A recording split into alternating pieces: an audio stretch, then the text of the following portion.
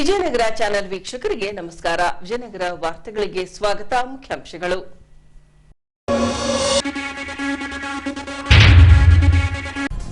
ಬೇಡಿಕೆಗಳ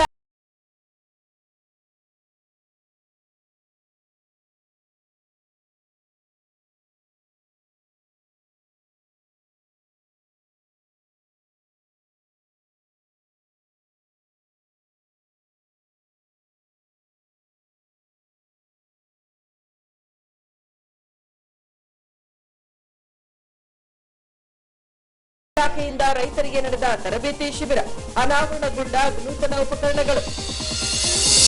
ಈಗ ವಾರ್ತೆಗಳ ವಿವರ.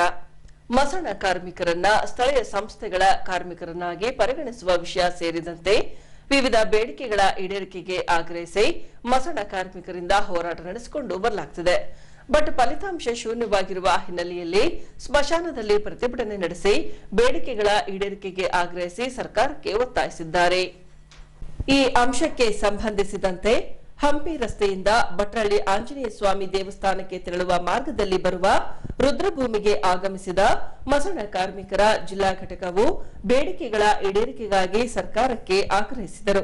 ಏನ್ ಪ್ರಶ್ನೆ ಅಂದ್ರೆ, ಇವತ್ತು ಯಾರಾದ್ರೆ ಜೀವ ಕಳ್ಕೊಂಡ್ರೆ ಅವ್ರನ್ನು ಮಣ್ಣು ಮಾಡಬೇಕಂದ್ರೆ ಅದಕ್ಕೆ ಫಸ್ಟು ಪ್ರಮುಖ ಕಾರಣ ನೀವೇ ಆಗಿರ್ತೀರಿ. ನೀವು ಒಂದು ವೇಳೆ ಏನಾದರೆ ನಾವು ಕುನಿ ತೆಗೆದಿಲ್ಲ, ನಿಮ್ಮ ಕುನಿ ನೀವೇ ತಕ್ಕರಂದರೆ ಯಾರು ಅವರು ಕುನಿ ತೆಗಿಯೋಕೆ ಬರೋದಿಲ್ಲ. ಯಾಕಂದ್ರೆ ಅವ್ರಿಗೆ ಮೂಢನಂಬಿಕೆಗಳು ಭಾಳ ಇರ್ತವೆ. ಸ್ಮಶಾನದಾಗ ಬರೋಕೇ ಭಾಳ ದೊಡ್ಡ ರೀತಿ ಪ್ರತಿರೋಧ ತೋರಿಸ್ತಾರೆ. ಇವತ್ತು ಸರ್ಕಾರ ಮನಸ್ಸು ಮಾಡಿದ್ರೆ ಈಗ ಏನೆಲ್ಲ ಬಡ್ಜೆಟ್ನಾಗ ಅನುದಾನ ಬಿಡುಗಡೆ ಮಾಡ್ತಾರೆ. ಸುಮ್ಮನೆ ವ್ಯರ್ಥ. ಇವತ್ತು ಯಾವುದಾದ್ರೆ ಒಂದು ಯೋಜನೆಗೆ ಅನುದಾನ ಬಿಡುಗಡೆ ಮಾಡ್ಯಾರಂದರೆ 5 ವರ್ಷ ಸರ್ಕಾರ ಅಧಿಕಾರ ಪೂರೈಸಿದ್ರೂ ಕೂಡ ಆ ಹಣ ಅದು ಖರ್ಚು ಮಾಡಿರೋದಿಲ್ಲ. ಹಂಗಾಗಿ ನಿಜವಾಗಿ ನಮ್ಮ ಮಸಣ ಕಾರ್ಮಿಕರು ಭಾಳ ಶ್ರಮಪಟ್ಟು ದುಡಿತಾರೆ. ಯಾಕಂದ್ರೆ ಅವರು ಮಾಡತಕ್ಕಂಥ ಕೆಲಸ ಬೇರೆಯವರು ಮಾಡೋದಿಲ್ಲ. ಈ ಕೆಲಸಕ್ಕಾಗಿ ನಮ್ಮ ಕಾಮ್ರೇಡ್ ಅವ್ರು ಹೇಳಿದಂಗೆ ಒಬ್ಬರಿಗೆ 3,000 ರೂಪಾಯಿ ಪೆನ್ಷನ್ ಕೊಡಬೇಕು. ಮತ್ತು ಪ್ರತಿಯೊಂದು ಮಸಣಕ್ಕೆ ಗ್ರಾಮ ಪಂಚಾಯತಿ ಮಟ್ಟದಲ್ಲಿ ಒಬ್ಬರು ನೇಮಕ ಮಾಡಿಕೊಂಡು ಕಾಯಮಾಗಿ ಅವ್ರಿಗೆ ವೇತನ ಕೊಡಬೇಕು ಸರ್ಕಾರದಿಂದ. ಉಳಿದಂಥ ಯಾರು ಈ ಕುನಿ ತೆಗಿತಾರೋ ಆ ಕಾರ್ಮಿಕರಿಗೆ 3,500, 5,000 ಹಿಂಗೆ ಫಿಕ್ಸು ಮಾಡಿದ್ರೆ ಖಂಡಿತನೂ ಕೂಡ ಬಡ ಜನರು ಬಸ್ಸಾಗ ಒಂದು ಅವಕಾಶ ಆಗತ್ತೆ. ಹಂಗಾಗಿ ಸರ್ಕಾರದ ಮುಂದೆ ಈ ಡಿಮ್ಯಾಂಡ್ ಇಟ್ಟು ನಾವು ಹೋರಾಟ ಮಾಡ್ತಾಯಿದ್ವಿ. ಮುಂದಿನ ದಿನಗಳಲ್ಲಿ ಏನಾದರೆ ಈ ಬೇಡಿಕೆ ಈಡೇರಿದ್ದಲ್ಲಿ ನಾವು ದೊಡ್ಡ ರೀತಿಯಾಗಿ ಹೋರಾಟ ಮಾಡುವಂಥ ಎಚ್ಚರಿಕೆನೂ ಕೂಡ ಸರ್ಕಾರಕ್ಕೆ ಕೊಡಬೇಕಾಗತ್ತೆ. ಸಿದ್ದರಾಮಯ್ಯ ದಲಿತರ ಪರವಾಗಿ, ನಾನು ಜನ ಪರವಾಗಿ ನಾನು ಕೆಲಸ ಮಾಡ್ತಾಯಿದ್ದೀನಿ ಅಂತ ಹೇಳ್ತಾರೆ.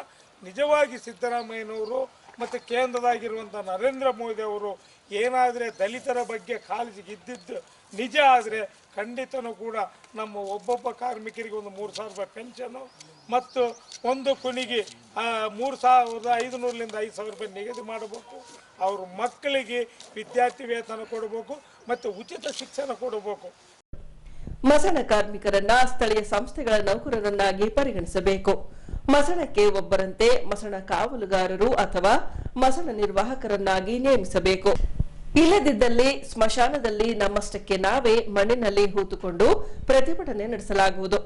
ಮಿಕ್ಕಿತೆಂದ್ರೆ 6 ತಿಂಗಳ ಕಾಲ ಯಾವ ರುದ್ರಭೂಮಿಯಲ್ಲೂ ಶವಗಳನ್ನು ಹೂಳಲು ಬಿಡುವುದಿಲ್ಲವೆಂದು ಸರ್ಕಾರಕ್ಕೆ ಎಚ್ಚರಿಕೆ ನೀಡಿದ್ದಾರೆ. ಈ ಒಂದು ಕಾರ್ಯಕ್ರಮ ಕೇವಲ ಸಾಂಕೇತಿಕ ಪ್ರತಿಭಟನೆಯಾಗಿ ನಾವು ನಡೆಸಬೇಕಾದಂಥ ಪರಿಸ್ಥಿತಿ ಬಂದಿದೆ. ಎನಿವೆ ಸರ್ಕಾರ ಇವತ್ತು ನಮ್ಮ ಹಕ್ಕೊತ್ತಾಯಗಳನ್ನು ಪರಿಗಣಿಸದೆ ಹೋದರೆ ಮುಂದಿನ ದಿನಗಳಲ್ಲಿ ನಾವು ಸಾಮೂಹಿಕವಾಗಿ ನಮ್ಮನ್ನು ಉಳ್ಕೊಳ್ಳುವಂಥ ಒಂದು ಹೋರಾಟಕ್ಕೆ ಮುಂದಾಗಬೇಕಾಗುತ್ತೆ ಅಂತಕ್ಕಂಥ ಒಂದು ಎಚ್ಚರಿಕೆಯನ್ನು ಇವತ್ತು ಕರ್ನಾಟಕ ಸರ್ಕಾರಕ್ಕೆ ನಾನು ಕೊಡೋದಕ್ಕೆ ಬಯಸ್ತೇನೆ. ಅಥವಾ ಮುಂದಿನ ದಿನಗಳಲ್ಲಿ ನಾವು ಮನಸ್ಸು ಮಾಡಿ 6 ತಿಂಗಳ ಕಾಲ ಯಾವುದೇ ಹಣಗಳನ್ನು ಹೂಳೋದಕ್ಕೆ ಬಿಡೋದಿಲ್ಲ ಅನ್ನುವಂಥ ಒಂದು ಮುಷ್ಕರಕ್ಕೆ ಕೂಡ ನಾವು ಹೋಗಬೇಕಾಗುತ್ತೆ ಅಂತಕ್ಕಂಥ ಒಂದು ಎಚ್ಚರಿಕೆಯನ್ನು ಇವತ್ತು ಸರ್ಕಾರಕ್ಕೆ ಕೊಡೋದಕ್ಕೆ ಬಯಸ್ತಾ ಇದ್ದೀನಿ. ಬಂಧುಗಳೇ, ಇವತ್ತು 2 ಸರ್ಕಾರಗಳು, ಕೇಂದ್ರ ಸರ್ಕಾರ ಮತ್ತು ರಾಜ್ಯ ಸರ್ಕಾರ, ಈ ದಲಿತರಲ್ಲಿ ಏನು ಸಾರ್ವಜನಿಕ ಮಸಣಗಳಲ್ಲಿ ಕೆಲಸ ಮಾಡ್ತಕ್ಕಂಥ ಬಿಟ್ಟಿ ಚಾಕರಿ ಮಾಡ್ತಕ್ಕಂಥ ಮಸಣ ಕಾರ್ಮಿಕರಿಗೆ ಇವತ್ತು ಮಸಣಕ್ಕೊಬ್ಬರಂತೆ ನೇಮಕ ಮಾಡ್ಕೋಬೇಕು. ಅದೇ ರೀತಿಯಲ್ಲಿ ಅವರಿಗೆ ಕನಿಷ್ಠ ವೇತನವನ್ನು ಕೊಡಬೇಕು. ಮಸಣ ಕಾರ್ಮಿಕರನ್ನು ಗಣತಿ ಮಾಡಬೇಕು. ಮಸಣ ಕಾರ್ಮಿಕರು ಕುಣಿ ಅಗದು ಮುಚ್ಚಿದರೆ ಆ ಕೆಲಸವನ್ನು ಇವತ್ತು ಉದ್ಯೋಗ ಖಾತ್ರಿ ಕೆಲಸ ಅಂತೇಳಿ ಪರಿಗಣಿಸಿ ಪ್ರತಿ ಕುಣಿಗೆ ಕೂಡ 4 ಜನ ಕೆಲಸ ಮಾಡ್ತಾ ಇದ್ದರೆ ಕನಿಷ್ಠ 3,000 ರೂಪಾಯಿಗಳ ಒಂದು ಕೂಲಿಯನ್ನು ಕೊಡಬೇಕು. ಅದು ಉದ್ಯೋಗ ಖಾತ್ರಿ ಹೆಸರಿನಲ್ಲಿ ಕೊಡಬೇಕು. ಹಾಗೆಯೇ ಪ್ರತಿಯೊಬ್ಬ ಮಸಣ ಕಾರ್ಮಿಕ 45 ವರ್ಷ ವಯಸ್ಸು ದಾಟಿದಂಥವರಿಗೆ ಪೆನ್ಷನ್ ಕೊಡಬೇಕು ಅನ್ನುವಂಥ ಒಂದು ಹಕ್ಕೊತ್ತಾಯಗಳನ್ನು ಇವತ್ತು ಸರ್ಕಾರದ ಮುಂದೆ ಮಂಡನೆ ಮಾಡಿದ್ದೀವಿ. ಆದರೆ ಕಳೆದ 8-10 ವರ್ಷಗಳಿಂದ ನಾವು ಹೋರಾಟ ಮಾಡಿದ್ದರ ಪರಿಣಾಮವಾಗಿ ಇದುವರೆಗೆ ಸರ್ಕಾರಗಳು ನಮ್ಮನ್ನು ಶುಚಿ ಕಾರ್ಮಿಕರು ಅಂತೇಳಿ ಪರಿಗಣಿಸ್ತೀವಿ ಅಂತ ಹೇಳಿದರೆ ಹೊರತು ಇಲ್ಲಿವರೆಗೆ ಯಾವುದೇ ವಿಧವಾದಂಥ ಆದೇಶಗಳನ್ನು ಮಾಡಲಿಲ್ಲ ಅನ್ನೋದು ದುರದೃಷ್ಟಕರವಾದಂಥ ಒಂದು ವಿಚಾರ. ಮಸಣಗಳಲ್ಲಿ ಕೆಲಸ ಮಾಡ್ತಕ್ಕಂಥವ್ರಿಗೆ ಪ್ರತಿ ತಿಂಗಳ ಇವತ್ತು 10,000ದಿಂದ 14,000 ರೂಪಾಯಿ ಕನಿಷ್ಠ ವೇತನ ಕೊಡ್ತೀವಿ ಅಂತೇಳಿ ಲೇಬರ್ ಡಿಪಾರ್ಟ್ಮೆಂಟ್ನವರು ನಿಗದಿ ಮಾಡಿರ್ತಕ್ಕಂಥದ್ದನ್ನು ನಾವು ನೋಡ್ತಾ ಇದ್ದೀವಿ. ಅದೇ ರೀತಿಯಲ್ಲಿ ಮಸಣ ಕಾರ್ಮಿಕರು ಇದ್ದಾರಾ ಇಲ್ವಾ ಅಂತೇಳಿ ಪರಿಶೀಲನೆ ಮಾಡೋದಕ್ಕೆ ನಗರಾಭಿವೃದ್ಧಿ ಇಲಾಖೆ, ಗ್ರಾಮೀಣಾಭಿವೃದ್ಧಿ ಇಲಾಖೆ ಪಂಚಾಯಿತಿಗಳಿಗೆ, ಮುನ್ಸಿಪಾಲ್ಟಿಗಳಿಗೆ ಪತ್ರ ಬರೆದು ನಿಮ್ಮಲ್ಲಿ ಮಸಣ ಕಾರ್ಮಿಕರಿದ್ದರೆ ನಮಗೆ ವಿಷಯ ತಿಳಿಸಿರಿ ಅಂತೇಳಿ ಇವತ್ತು ಆದೇಶದ ಪತ್ರ ಕಳಿಸಿರ್ತಕ್ಕಂಥದ್ದನ್ನು ನಾವು ನೋಡ್ತಾ ಇದ್ದೀವಿ. ಸರ್ಕಾರವನ್ನು ನಾವು ದಲಿತರ ಪರವಾಗಿ ಅದು ಮಾಡಿದ್ದೀವಿ ಇದು ಮಾಡಿದ್ದೀವಿ ಅಂತ ಹೇಳ್ತಾ ಇದ್ದೀರಿ. ಆದರೆ ಯಾವ ಸರ್ಕಾರಗಳು ಕೂಡ ಇವತ್ತು ನಮ್ಮ ಬಿಟ್ಟಿ ಚಾಕರೆಯನ್ನು ತೊಲಗಿಸೋದಕ್ಕೆ ಗಂಭೀರವಾದಂಥ ಕೆಲಸ ಮಾಡ್ತಾ ಇಲ್ಲ. ಪ್ರತಿ ಮಸಣಕ್ಕೊಬ್ಬರಂತೆ ಏನೇ ಬರಲಿ ಏನೇ ಬರಲಿ ಮಸಣ ಕಾರ್ಮಿಕರ ಸಂಘಕ್ಕೆ ಜಯವಾಗಲಿ. ಏನೇ ಬರಲಿ ಏನೇ ಬರಲಿ ಪ್ರತಿ ಮಸಣ ಪ್ರತಿ ಕುಣಿ ಅಗೆದು ಮುಚ್ಚುವುದಕ್ಕೆ 5,000 ರೂಪಾಯಿ ವೇತನ ಕೊಡಲೇಬೇಕು. ಉದ್ಯೋಗ ಖಾತ್ರಿಯಲ್ಲಿ ವೇತನ ನಿಗದಿ ಮಾಡಲೇಬೇಕು. ಏನೇ ಬರಲಿ ಏನೇ ಬರಲಿ ಏನೇ ಬರಲಿ ಮಸಣ ಕಾರ್ಮಿಕರನ್ನು ಕಡೆಗಣಿಸುವ ಸರ್ಕಾರಕ್ಕೆ ಹೇಳಿ ಧಿಕ್ಕಾರ. ಮಸಣ ಕಾರ್ಮಿಕರನ್ನು ಕಡೆಗಣಿಸುವ ಸರ್ಕಾರಕ್ಕೆ ಹೇಳಿ ಧಿಕ್ಕಾರ. ಮಸಣ ಕಾರ್ಮಿಕರನ್ನು ಕಡೆಗಣಿಸುವ ಸರ್ಕಾರಕ್ಕೆ ಹೇಳಿ ಧಿಕ್ಕಾರ. ಹೊಸಪೇಟೆ ನಗರದ ಜಿಲ್ಲಾಧಿಕಾರಿಗಳ ಕಾರ್ಯಾಲಯದ ಸಭಾಂಗಣದಲ್ಲಿ ಜಿಲ್ಲಾ ಮಟ್ಟದ ಸರ್ಕಾರಿ ಅಧಿಕಾರಿಗಳಿಗೆ ಮಕ್ಕಳ ಹಕ್ಕುಗಳ ಕುರಿತಾಗಿ 2 ದಿನಗಳ ಕಾಲ ಕಾರ್ಯಾಗಾರವನ್ನ ಕೈಗೊಳ್ಳಲಾಗಿತ್ತು. ಶಾಲೆ ಬಿಟ್ಟಿರುವ ಮಕ್ಕಳನ್ನ ಪತ್ತೆ ಹಚ್ಚಿ ಮರಳಿ ಶಾಲೆಗೆ ದಾಖಲಿಸಬೇಕೆಂದು ರಾಜ್ಯ ಮಕ್ಕಳ ಹಕ್ಕುಗಳ ಆಯೋಗದ ಸದಸ್ಯ ಶಶಿಧರ್ ಗೋಸಂಬೆರವರು ಅಧಿಕಾರಿಗಳಿಗೆ ಈ ವೇಳೆ ಕಟ್ಟುನಿಟ್ಟಿನ ಸೂಚನೆ ನೀಡಿದ್ದಾರೆ. ಹೀಗೆ ಜಿಲ್ಲಾಧಿಕಾರಿಗಳ ಕಾರ್ಯಾಲಯದಲ್ಲಿ ಹಮ್ಮಿಕೊಂಡಿದ್ದ ಮಕ್ಕಳ ಹಕ್ಕುಗಳ ಕುರಿತು 2 ದಿನದ ಕಾರ್ಯಾಗಾರಕ್ಕೆ ಸಸಿಗೆ ನೀರೆರೆಯುವ ಮೂಲಕ ಉದ್ಘಾಟಿಸಲಾಯಿತು. ಬಳಿಕ ಕರ್ನಾಟಕ ರಾಜ್ಯ ಮಕ್ಕಳ ಹಕ್ಕುಗಳ ಆಯೋಗದ ಸದಸ್ಯ ಶಶಿಧರ್ ಗೋಸಂಬೆರವರು ಮಾತನಾಡಿ, ಕಲ್ಯಾಣ ಕರ್ನಾಟಕ ಭಾಗದಲ್ಲಿ 5ರಿಂದ 10ನೇ ತರಗತಿಯಲ್ಲಿ ಓದುತ್ತಿದ್ದ 62,519 ವಿದ್ಯಾರ್ಥಿಗಳು ಶಾಲೆ ಬಿಟ್ಟಿದ್ದಾರೆ. ಇವರು ಎಲ್ಲಿಗೆ ಹೋದರು, ಏನಾದರು ಎಂಬುದನ್ನು ಅಧಿಕಾರಿಗಳು ಪತ್ತೆ ಹಚ್ಚಲೇಬೇಕು. ಇದು ಬಹಳ ಗಂಭೀರ ವಿಚಾರ. ಇದರ ಬಗ್ಗೆ ಈಗಾಗಲೇ ಸತ್ಯಶೋಧನಾ ಸಮಿತಿ ರಚಿಸಲಾಗಿದೆ. ಅದು ನೀಡುವ ವರದಿ ಆಧಾರದಲ್ಲಿ ಮುಂದಿನ ಕ್ರಮ ಕೈಗೊಳ್ಳಲಾಗುವುದು. 2006ರ ಬಾಲ್ಯ ವಿವಾಹ ನಿಷೇಧ ಕಾಯ್ದೆ ಸಹಿತ ವಿವಿಧ ಕಾಯ್ದೆಗಳ ಕುರಿತು ಜಿಲ್ಲೆಯ ಅಧಿಕಾರಿಗಳಿಗೆ ತಿಳುವಳಿಕೆ ನೀಡಲು ಈ ಕಾರ್ಯಾಗಾರ ಹಮ್ಮಿಕೊಳ್ಳಲಾಗಿದೆ ಎಂದರು. ಇವತ್ತಿನ ದಿವಸ ನಮ್ಮ ಇಡೀ ರಾಜ್ಯದಲ್ಲಿ ಕಳೆದ 4 ವರ್ಷಗಳಲ್ಲಿ 80,000 ಅಪ್ರಾಪ್ತ ವಯಸ್ಸಿನ ಮಕ್ಕಳು ಗರ್ಭಧಾರಣೆಯಾಗಿದ್ದಾರೆ. ಇದಕ್ಕೆಲ್ಲರೂ ಕಾರಣರು ಸಮಾಜ ಮತ್ತೆ ತಳಮಟ್ಟದಲ್ಲಿ ಕೆಲಸ ಮಾಡ್ತಿರುವಂತಹ ತಾವೆಲ್ಲರೂ ಸಹ ಮತ್ತು ನಾವೆಲ್ಲರೂ ಸೇರಿ. ಯಾಕಂದ್ರೆ ಈ ರಾಜ್ಯದಲ್ಲಿ 59,000 ಬಾಲ್ಯ ನಿಷೇಧಾಧಿಕಾರಿಗಳು ಕೆಲಸ ಮಾಡ್ತಾ ಇದ್ದಾರೆ. ಆದ್ರೂ ಸಹ ಈ ತರದ 80,000 ಮಕ್ಕಳು ಅಪ್ರಾಪ್ತ ವಯಸ್ಸಿನ ಮಕ್ಕಳು ಗರ್ಭಧಾರಣೆ ಆಗ್ತಾರೆ ಅಂದ್ರೆ ಇದಕ್ಕೆ ಯಾರು ಜವಾಬ್ದಾರರು? ಇದನ್ನ ಅವಲೋಕನೆ ಮಾಡ್ಕೊಳ್ಬೇಕಾಗಿದೆ. ಹೀಗಾಗಿ ಸಂಬಂಧಪಟ್ಟಂತ ಅಧಿಕಾರಿಗಳು ಈಗಲಾದರೂ ಎಚ್ಚೆತ್ತುಕೊಳ್ಬೇಕು. ಯಾಕಂದ್ರೆ ಸಮಾಜದಲ್ಲಿ ನಾವೆಲ್ಲರೂ ಕೂಡ ಒಂದು ಅಧಿಕಾರಿಗಳ ಒಂದು ಜವಾಬ್ದಾರಿ ಸ್ಥಾನದಲ್ಲಿದ್ದೀವಿ.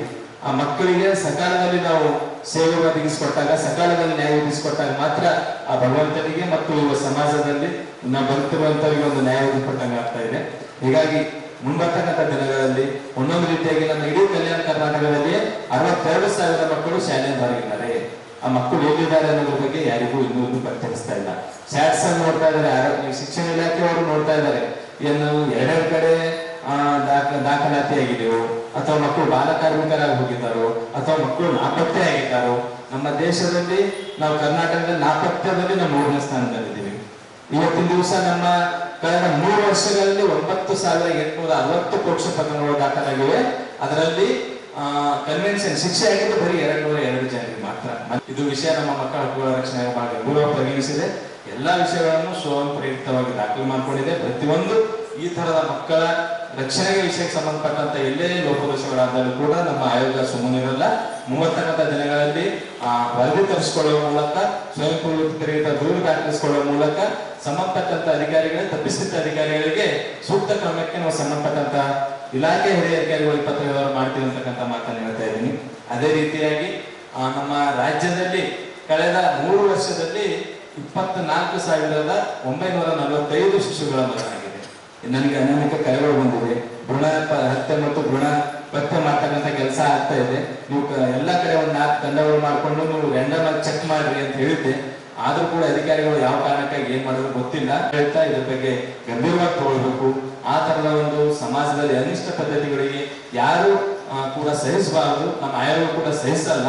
ಆ ಸಂಬಂಧಪಟ್ಟಂತ ಅಧಿಕಾರಿಗಳ ಶಿಸ್ತಿನ ಕ್ರಮಕ್ಕೆ ಮುಂದಾಗಬೇಕು ಅಂತಕ್ಕಂಥ ಮಾತನ್ನು ಹೇಳ್ತಾ ಇದ್ದೀನಿ. ನಮ್ಮ ಪೋಕ್ಸೋ ಕಾಯ್ದೆ ಸೆಕ್ಷನ್ 19 ಪ್ರಕಾರ ಇಡೀ ರಾಜ್ಯದಲ್ಲಿ ತಪ್ಪಿಸ್ತಿದ್ದ ಅವ್ರ ಮೇಲೆ ಪ್ರಕರಣ ದಾಖಲಿಸಿದ್ದಂತ ಏಕೈಕ SP ಅವರಂದ್ರೆ ನಾನು ಬಹಳ ಹೆಮ್ಮೆಯಿಂದ ಹೇಳ್ತಾ ಇದ್ದೀನಿ, ಹರಿಗೌಡ ಸರ್ ಅವರು. ಅವರಿಗೆಲ್ಲರೂ ಕೂಡ ಅಭಿನಂದನೆ ಸಲ್ಲಿಸಬೇಕು. ರಾಜ್ಯದಲ್ಲಿ ಇಷ್ಟು ರ್ಯಾಂಡಮ್ ಆಗಿ ಯಾರು ಕೂಡ ಪ್ರಕರಣ ದಾಖಲಿಸ್ಕೊಳ್ಳಿಕ್ಕೆ ಮುಂದೆ ಬರ್ತಾ ಇಲ್ಲ. ಯಾವ ಕಾರಣಕ್ಕೆ ಬರ್ತಾ ಇಲ್ಲ ಅನ್ನೋದ್ರ ಬಗ್ಗೆ ನೀವು ತಿಳಿತಾ ಇಲ್ಲ. ಆದ್ರೆ ಆಯೋಗ ಅದು ಬಹಳ ಗಂಭೀರ ತಗೊಂಡಿದೆ. ಈಗ ಇನ್ನೂ ಅವ್ರ ಹತ್ರ ಈಗ 50 ಪ್ರಕರಣಗಳು ದಾಖಲಾಗಿದೆ. ಅವತ್ತಿನ ದಿವಸ ನಾವು ಸಭೆ ನಡೆದಂತ ಸಂದರ್ಭದಲ್ಲಿ ಈ ವಿಜಯನಗರ ಒಂದು ಐತಿಹಾಸಿಕ ನಗರದಲ್ಲಿ, ಐತಿಹಾಸಿಕ ಜಿಲ್ಲೆಯಲ್ಲಿ ಇಂಥ ಒಂದು ಅನಿಷ್ಟ ಪದ್ಧತಿ ಬೆಳಕಿಗೆ ಬರಲಿಕ್ಕೆ ಈ ಕಾರಣದಲ್ಲಿ, ಈ ನೆಲದಲ್ಲಿ ಆ ಒಂದು ಅನಿಷ್ಟ ಪದ್ಧತಿಗೆ ಬ್ರೇಕ್ ಹಾಕ್ಲಿಕ್ಕೆ ನಮ್ಮ SP ಸಾಹೇಬರು ಬಹಳಷ್ಟು ಒಂದು ಒಳ್ಳೆ ರೀತಿಯಿಂದ ಪರಿಣಾಮಕಾರಿ ಕೆಲಸ ಮಾಡಿದ್ದಾರೆ. ನಮ್ಮ ಆಯೋಗ ಹೇಳ್ತಾ ಇದ್ದೀನಿ. ಮುಂದೆ ದಿವಸ ಅವ್ರ ಮುಂದೆ 68 FIR ಪ್ರಕರಣಗಳು ದಾಖಲಿಸಲಿಕ್ಕೆ ಅವರೆಲ್ಲ ಸಿದ್ಧತೆ ಮಾಡ್ಕೊಂಡಿದ್ದಾರೆ. ಇದನ್ನು ಎಲ್ಲ ರಾಜ್ಯದ ನಮ್ಮ ಎಲ್ಲ ಪೊಲೀಸ್ ಇಲಾಖೆ, ಜಿಲ್ಲಾ ಹಂತದ ಎಲ್ಲ ಪೊಲೀಸ್ ವರಿಷ್ಠಾಧಿಕಾರಿಗಳು ಈ ಮಾದರಿ ಅನುಸರಿಸಬೇಕು. ಇದು ನಿಯಮಗಳ ಪ್ರಕಾರ ಮಾಡ್ತಾ ಇದ್ದಾರೆ ಹೊರತು ಬೇರೆ ರೀತಿಯಲ್ಲಿಲ್ಲ. ಆ ನಿಯಮಗಳಲ್ಲಿ ಪೋಕ್ಸೋ ಕಾಯ್ದೆಗಳ ಶಿಕ್ಷೆ ಪ್ರಮಾಣ ಹೆಚ್ಚಾದಲ್ಲಿ ಮಾತ್ರ ಅದರ ನಿಯಂತ್ರಣ ಮಾಡ್ಲಿಕ್ಕೆ ಸಾಧ್ಯ ಇದೆ. ಇಲ್ಲಾಂದ್ರೆ ಅದು ದಿನ ಬೆಳೀತಾ ಹೋಗುತ್ತೆ. ಎಲ್ಲರೂ ಅಧಿಕಾರಿಗಳಾಗಿದ್ರಿ, ತಾವೆಲ್ಲರೂ ಕೂಡ ಬಾಲ್ಯವ ನಿಷೇಧಿಕಾರಿಗಳಾಗಿರ್ತೀರಿ. ತಮ್ಮ ಮುಂದಿನ ದಿನಮಾನದಲ್ಲಿ ತಾವು ಯಾವುದಕ್ಕೂ ತಾವು ಆಲೋಚನೆ ಮಾಡಬೇಡ್ರಿ. ಒಳ್ಳೆ ಕೆಲಸಕ್ಕಾಗಿ ತಾವು ಮುನ್ನುಗ್ರಿ. ನಮ್ಮ ಪೊಲೀಸ್ ಇಲಾಖೆಯವರು SP ಅವರು ತಮ್ಮ ಮುಂದಿಗಿರ್ತಾರೆ. ತಾವು ಆ ಕೆಲಸ ನಿರಂತರ ಮಾಡುವ ಮೂಲಕ ಮುಂದಿನ ದಿನಮಾನದಲ್ಲಿ ಈಗ ತಮ್ಮ ಹಂತದಲ್ಲಿ ತಾವೆಲ್ಲರೂ ಸಮನ್ವಯದೊಂದಿಗೆ ಎಲ್ಲ ಅಧಿಕಾರಿಗಳು ಗ್ರಾಮ ಪಂಚಾಯತ್ ಮಟ್ಟದಲ್ಲಿ, ಗ್ರಾಮದ ಮಟ್ಟದಲ್ಲಿ, ತಾಲೂಕು ಮಟ್ಟದಲ್ಲಿ ನೇಮಿತವಾಗಿ ಗ್ರಾಮ ಮಟ್ಟದ ರಕ್ಷಣಾ ಸಮಿತಿಗಳು, ತಾಲೂಕು ಮಟ್ಟದಲ್ಲಿ ತಾಲೂಕು ಮಟ್ಟದ ರಕ್ಷಣಾ ಸಮಿತಿ, ಜಿಲ್ಲಾ ಮಟ್ಟದಲ್ಲಿ ಜಿಲ್ಲಾ ರಕ್ಷಣಾ ಸಮಿತಿ, ಎಲ್ಲಾ ಸ್ಥಳಗಳಲ್ಲಿರ್ತಕ್ಕಂಥ ಸಮಿತಿಗಳು ನಿಯಮಿತಗಾಲದಲ್ಲಿ ಸಭೆ ಸೇರುವ ಮೂಲಕ ಆಗಿರ್ತಕ್ಕಂಥ ಆಗಬಹುದಾದಂತ ಈ ತರದ ಸಮಾಜದಲ್ಲಿ ಅನಿಷ್ಟ ಪದ್ಧತಿ, ಬಾಲ್ಯ ನಿಷೇಧ ಇರಬಹುದು, ಎಲ್ಲ ಕಾನೂನು ಕಾಯ್ದೆಗಳನ್ನು ಅತ್ಯಂತ ಪರಿಣಾಮಕಾರಿ ತಾವೆಲ್ಲರೂ ಸನ್ನದ್ಧರಾಗಬೇಕು. 1 ವರ್ಷಗಳಿಂದ ನಾವಿಲ್ಲಿ ಕೆಲಸ ನಿರ್ವಹಿಸ್ತಾ ಇದ್ದೇವೆ. ವಿಶೇಷವಾಗಿ ಮಕ್ಕಳು ಮತ್ತು ಅವರ ಹಕ್ಕುಗಳಿಗೆ ಸಂಬಂಧಪಟ್ಟ ಹಾಗೆ ಈ ಜಿಲ್ಲೆಯಲ್ಲಿ ಕಳೆದ ವರ್ಷ ಆಲ್ಮೋಸ್ಟ್ 2 ಪಟ್ಟು ಪ್ರಕರಣಗಳು ಹೆಚ್ಚಿನದಾಗಿ ದಾಖಲು ಮಾಡೋದು. ಅದಕ್ಕೆ ಅತ್ಯಂತ ಪ್ರಮುಖ ಕಾರಣ ನಮ್ಮ ಶಶಿಧರ್ ಕುಸುಮ್ ಅವರು, ಅವರ ಪ್ರಯತ್ನ, ಅವರ ನಿರಂತರ ಪರಿಶ್ರಮ. ಈ ಪ್ರಕರಣ ಬೇರೆ ಜಿಲ್ಲೆಯಲ್ಲಿ ಆಗಿಲ್ಲ ಅಂದ್ರೆ ಖಂಡಿತವಾಗ್ಲೂ ಅದಕ್ಕೆ ಅವರು ಆಗಾಗ ಉತ್ತರ ಕೊಟ್ಟಿದ್ದಾರೆ.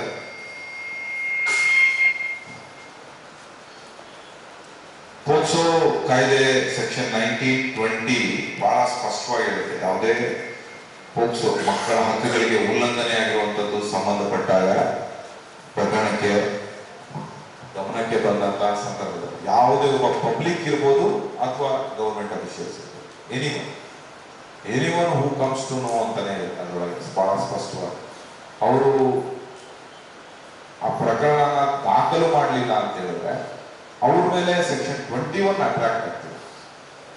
ಅವ್ರ ಮೇಲೆ ನಾವು ಪ್ರಕರಣ ದಾಖಲು ಮಾಡಬಹುದು. ಸೊ ಈ ರೀತಿ ಜಿಲ್ಲಾದ್ಯಂತ ವಿವಿಧ ತಾಲೂಕುಗಳಲ್ಲಿ ಬಾಲ್ಯ ವಿವಾಹಗಳು ಈ ಹಿಂದೆ 1 ವರ್ಷ 2 ವರ್ಷಗಳ ಹಿಂದೆ ಆದಂತ ಪ್ರಕರಣ ಕಳೆದ ವರ್ಷ 2023ರಲ್ಲಿ ಆ ಥರ ಸುಮಾರು 53 ಪ್ರಕರಣಗಳನ್ನು ಪತ್ತೆ ಮಾಡಿ ನಮ್ಮ ಆರೋಗ್ಯ ಇಲಾಖೆಯವರು, CDPO ಇಲಾಖೆಯವರು ಮತ್ತು ಇತರೆ ಅಂಗನವಾಡಿ ಇವರು ಕೂಡ ಸಹ ನಮಗೆ ಪ್ರಕರಣನ ಇಡೀ ಜಿಲ್ಲೆಯ ಎಲ್ಲ ಪೊಲೀಸ್ ಠಾಣೆಗಳಲ್ಲಿ ದಾಖಲು ಮಾಡಿ ನಾವೆಲ್ಲ ಪ್ರಕರಣಗಳನ್ನು ದಾಖಲು ಮಾಡಿ ಯಾವುದೇ ರೀತಿಯ ನೆಗ್ಲಿಜೆನ್ಸ್ ಮಾಡದೆ ಅವನ್ನೆಲ್ಲವನ್ನು 60 ದಿನದೊಳಗಾಗಿ ತನಿಖೆಯನ್ನು ಮುಕ್ತಾಯ ಮಾಡಿ ಈಗಾಗಲೇ ಕೋರ್ಟಿಗೆ ಸಂಬಂಧಪಟ್ಟ ಅಂತಿಮ ವರದಿನ ಈಗಾಗಲೇ ಸಲ್ಲಿಸಿದೆ. ಅದೇ ರೀತಿ ಬಹಳ ಉತ್ತಮವಾದ ಕೆಲಸ. ನಿಜವಾಗ್ಲೂ ಇದನ್ನ ನಾನು ಈ ಮುಂಚೆ ಎಲ್ಲೂ ನಮ್ಗೆ ಮಾಡ್ಲಿಕ್ಕೆ ಇದು ರೀತಿಯ ಅವಕಾಶ ಕೊಡಲಿಲ್ಲ. ನಾವು ಇವತ್ತು ಮಾಡುವಂತಹ ಈ ಪ್ರಯತ್ನ ಇದ್ರದ್ದು ಪ್ರತಿಫಲ ಮುಂದಿನ ದಿನಗಳಲ್ಲಿ ಸಿಗುತ್ತೆ ನಮಗೆ. ಯಾಕಂತ ಹೇಳಿದ್ರೆ ಒಂದು ಬಾಲ್ಯ ವಿವಾಹ ಮಾಡುವಂಥದ್ದು ಅಪರಾಧ ಅಂತೇಳಿ ನಾವೆಲ್ಲ ಕೂತು 4 ರೂಮ್ಗಳ ಮಧ್ಯೆ ಕೂತು ನಾವು ಎಷ್ಟು ಮಾತಾಡೋದು ಅದರಿಂದ ಏನು ಪ್ರಯೋಜನ ಆಗೋದಿಲ್ಲ. ಅದನ್ನ ಫೀಲ್ಡಲ್ಲಿ ಎನ್ಫೋರ್ಸ್ ಮಾಡಬೇಕು. ಆಕ್ಚುಲಿ ಬಾಲ್ಯ ವಿವಾಹ ಆಗದೇ ತಡೆಯುದು. ಅದಾದ ನಂತರ ಎಚ್ಚೆತ್ಕೊಂಡಂತ ನಮ್ಮ ಜಿಲ್ಲಾ ಇಲಾಖೆ ನನ್ನ ಹತ್ರ ERSS ನಮ್ಮ ಎಮರ್ಜೆನ್ಸಿ ರೆಸ್ಪಾನ್ಸ್ ಸಿಸ್ಟಮ್ ಅಲ್ಲಿ ನಾನು ನೋಡಿದ್ದೀನಿ ಸರ್, 86 ಬಾಲ್ಯ ವಿವಾಹನ ತಂದಿದ್ದೀನಿ ಸರ್. ಇತರ ಎಲ್ಲ ಇಲಾಖೆ 86 ಬಾಲ್ಯ ವಿವಾಹಗಳನ್ನ ತಡೆದಂತ ಒಂದು ಉತ್ತಮವಾದಂತ ಕೆಲಸ ವಿಜಯನಗರ ಜಿಲ್ಲೆಯಲ್ಲಿ ಇಲ್ಲಿವರೆಗೂ ನಡೀತಾ ಬಂದಿದೆ. ಅದು ಇದೇ ರೀತಿ ಮುಂದುವರಿಲಿ. ತಮ್ಮೆಲ್ಲರ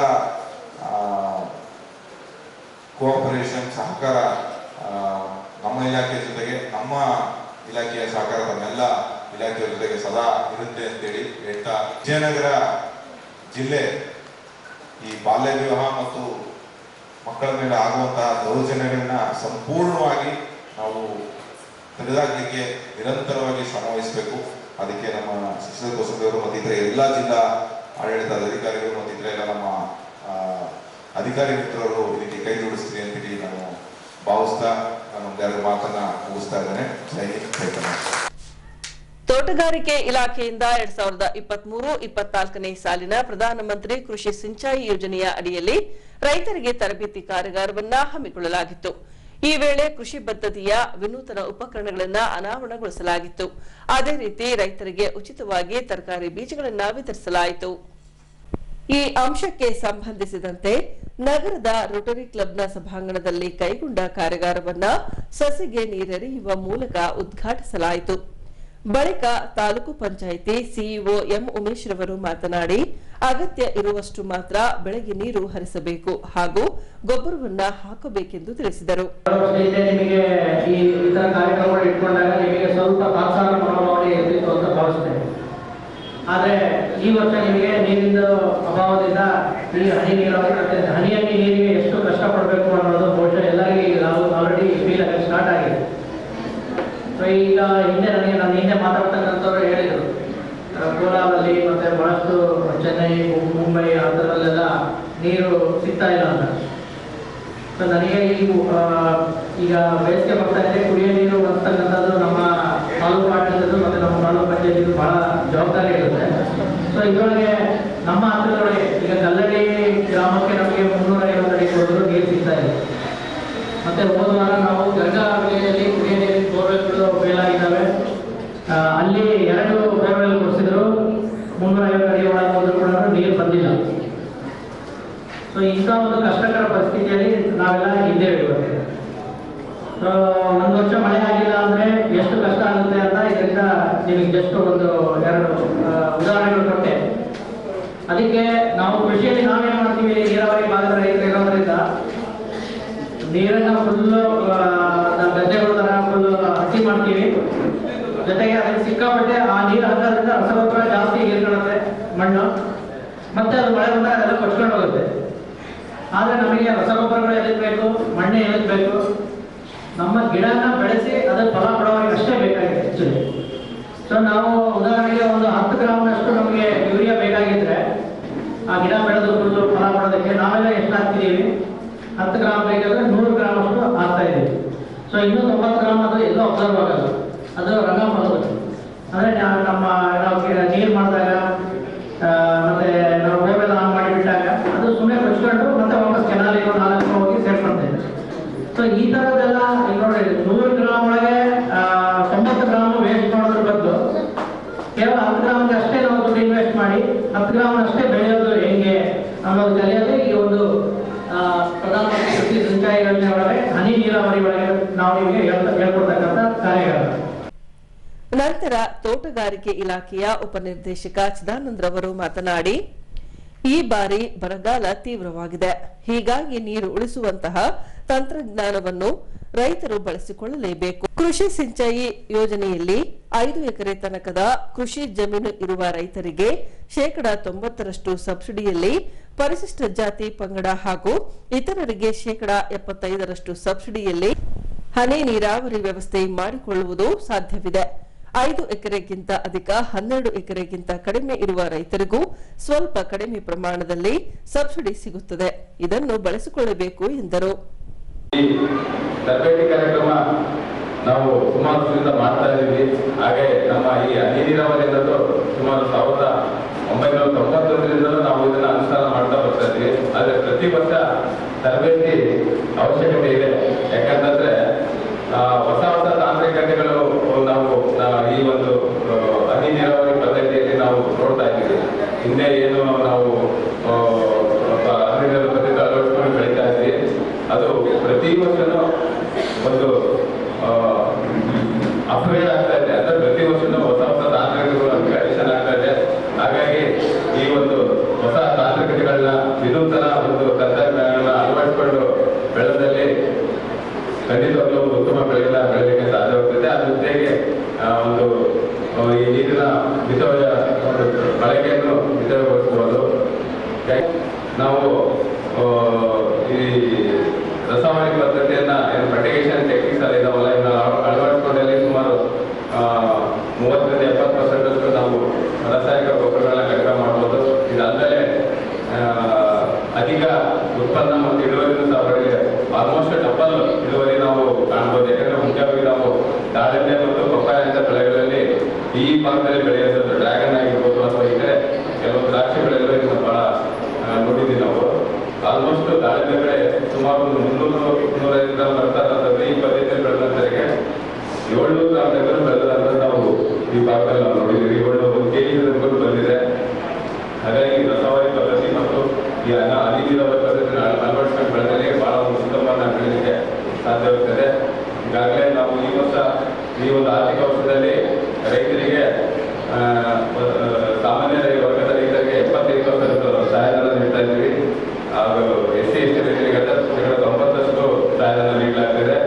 ಈ ವರ್ಷ ಸುಮಾರು 2,000 ಫಲಾನುಭವಿಗಳಿಗೆ ನಾವು ಕೊಡುವಂತ ಹನಿ ನೀರಾವರಿ ಪದ್ಧತಿಯನ್ನ ಕೊಡುವಂತ ಒಂದು ಯೋಜನೆ ನಾವು ಹಾಕೊಂಡಿದ್ದೀವಿ. ಈಗ ಅವಾಗಿನ ರೈತರು ಕಷ್ಟಪಡೋ ಅವಶ್ಯಕತೆ ಏನಂತಂದ್ರೆ ಸಿಂಪಲ್ ಆಗಿ ತಾವೇನು ಅಪ್ಲಿಕೇಶನ್ ತಂದು ನಮ್ಮ ಆಫೀಸ್ ಕೊಟ್ಬಿಟ್ರೆ ತಕ್ಷಣ ಇನ್ನು ಹಸಿರು ವರ್ಗದಲ್ಲಿ ಈಗ ಒಂದು ಪೋರ್ಟಲ್ ಇದೆ. ಹಸಿರಿನಲ್ಲಿ ಹಾಕ್ಬಿಟ್ರೆ ಎವ್ರಿಡೇ ನೀವು ಸ್ವಲ್ಪ ಕಂಪ್ಯೂಟರ್ ನಾಲೆಡ್ಜ್ ಇರೋಂಥ ರೈತರಾದ್ರೆ ಪ್ರತಿದಿನ ನಾವು ನೋಡ್ಕೋಬಹುದು ಯಾವ ಸ್ಟೇಜಲ್ಲಿ ಇದೆ ನಮ್ಮ ಅಪ್ಲಿಕೇಶನ್ ಅಂತ ಹೇಳಿ. ಆಮೇಲೆ ಫುಲ್ ಕಂಪ್ಲೀಟ್ ಪ್ರೋಸೆಸ್ ಆಗಬೇಕಂತ ನಿಮಗೆ ಸಿಗುತ್ತೆ. ಪ್ರೋಸೆಸ್ ಆದ್ಮೇಲೆ ತಾವು ಡೌನ್ಲೋಡ್ ಮಾಡಿ ನೋಡ್ಬೋದು. ಆ ಥರ ಒಂದು ಆ್ಯಪ್ ಸಹ ಡೆವಲಪ್ ಆಗಿದೆ ಮತ್ತು ಒಂದು ಪೋರ್ಟಲ್ ಡೆವಲಪ್ ಆಗಿದೆ. ಇದನ್ನು ಖಂಡಿತ ಬಹಳ ನಿಮಗೆ ಯಾವ ಹಂತದಲ್ಲಿದೆ ಅನ್ನೋದು ನಿಮ್ಮ ಅಪ್ಲಿಕೇಶನ್ ನೋಡಲಿಕ್ಕೆ ಸಾಧ್ಯ ಆಗುತ್ತದೆ. ಹಸಿರು ಅಂತ ಹೇಳ್ಬಿಟ್ಟು ಆ ಹಸಿರು ಮೂಲಕನೇ ನಾವೀಗ ರೈತರ ಒಂದು ಅಪ್ಲಿಕೇಶನ್ ತಗೊಂಡ್ಬಿಟ್ಟು ಅಪ್ಲೋಡ್ ಮಾಡಿ ಅದರಿಂದ ಆ ಒಂದು ಪದ್ಧತಿ ಮೂಲಕನೇ ನಾವು ಸಬ್ಸಿಡಿ ಕೊಡುವಂಥ ಕಾರ್ಯಕ್ರಮಗಳನ್ನ ನಾವು ಮಾಡ್ತಾ ಇದ್ದೀವಿ. ಸಹಾಯಧನ ಕೊಡುವಂಥ ಕಾರ್ಯಕ್ರಮವನ್ನು ನಾವು ಮಾಡ್ತಾ ಇದ್ದೀವಿ. ಹೀಗೆ ಈ ಒಂದು ತರಬೇತಿ ಖಂಡಿತವಾಗ್ಲೂ ನಮಗೆಲ್ಲ ಬಹಳ ಒಂದು ಅನುಕೂಲತೆಯನ್ನು ಮಾಡಿಕೊಡ್ತಾ ಇದೆ. ಈ ಎಲ್ಲ ಈ ತರಬೇತಿಯಲ್ಲಿ ನಮ್ಮ ಶ್ರೀನಾಥ್ ಅವರು ಏನು ಒಂದು ಉಪನ್ಯಾಸ ನೀಡುತ್ತಿದ್ದಾರೆ, ಆ ಒಂದು ಎಲ್ಲ ಒಂದು ಟೆಕ್ನಿಕ್ಸ್ನ ತಾವೆಲ್ಲ ಅಳವಡಿಸಿಕೊಂಡಲ್ಲಿ ಉತ್ತಮವಾದಂಥ ಬೆಳೆಯನ್ನು ನಾವು ಬೆಳಲಿಕ್ಕೆ ಸಾಧ್ಯವಾಗುತ್ತೆ ಅಂತ ಹೇಳ್ತಾ ಈ ಒಂದು ಕಾರ್ಯಕ್ರಮದಲ್ಲಿ ಉಪಸ್ಥಿತಿರುವ ಎಲ್ಲ ಗಣ್ಯರು ಹಾಗೂ ತಮ್ಮೆಲ್ಲ ರೈತ ಬಂಧುಗಳಿಂದ ಈ ಕಾರ್ಯಕ್ರಮದ ಒಂದು ಸದುಪಯೋಗ ಪಡೆದುಕೊಂಡು ಕೇಳ್ತಾ ನನ್ನ ಮಾತುಗಳನ್ನು. ಈಗ ಪೊಲೀಸ್ ಪ್ರಕಟಣೆ. ಎಷ್ಟೇ ಹಳೆಯ ಬಂಗಾರವಿರ್ಲಿ, ಪಾಲಿಶ್ ಮಾಡಿದ ಮೇಲೆ ಹೊಸದೇ ರೀತಿಯಲ್ಲಿ ಕಾಣ್ತದೆ ತಾಯಿ ನೋಡಿ.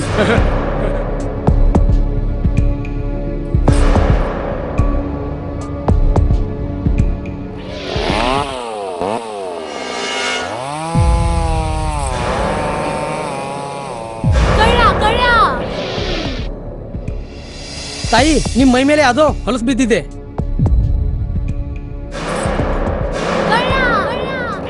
ಇಲ್ಲಿ ತಾಯಿ, ನಾನು ಪೊಲೀಸ್. ಅಲ್ಲಿ ಮುಂದೆ ದಾರಿಲಿ ದೊಡ್ಡ ಗಲಾಟೆ ಆಗಿದೆ ಮತ್ ನೀವು ಇಷ್ಟೆಲ್ಲ ಒಡವೆ ಹಾಕೊಂಡ್ ತಿರುಗಾಡ್ತಾ ಇದ್ದೀರಾ. ಈ ಒಡವೆಗಳನ್ನ ಈ ವಸ್ತ್ರದಲ್ಲಿ ಕಟ್ಟಿ ಪರ್ಸ್ನಲ್ ಇಡಿ. ಹಾಕಿ ಪರ್ಸ್ನಲ್ ಇಡೋಣ. ಅಲ್ಲೇ ಮುಂದ್ಗಡೆ ಆಗಿದೆ. ಇದು ತಗೊಳ್ಳಿ ತಾಯಿ. ನಾನು ಬರ್ತೀನಿ. ಈ ಕಡೆಯಿಂದ ಹೋಗಿ.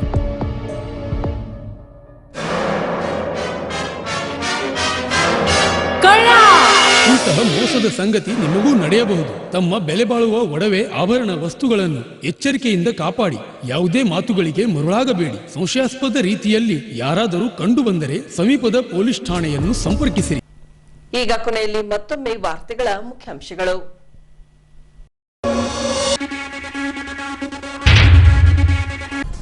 ಬೇಡಿಕೆಗಳ ಈಡೇರಿಕೆಗೆ ಆಗ್ರಹಿಸಿ ಸ್ಮಶಾನದಲ್ಲಿ ಪ್ರತಿಭಟನೆ ನಡೆಸಿದ ಮಸಣದ ಕಾರ್ಮಿಕರ ಸಂಘಟನೆ. ಬೇಡಿಕೆ ಈಡೇರದಿದ್ದಲ್ಲಿ 6 ತಿಂಗಳ ಕಾಲ ಹೆಣಗಳನ್ನು ಹೂಳಲು ಬಿಡಲಾಗದೆಂದು ಸರ್ಕಾರಕ್ಕೆ ಎಚ್ಚರಿಕೆ.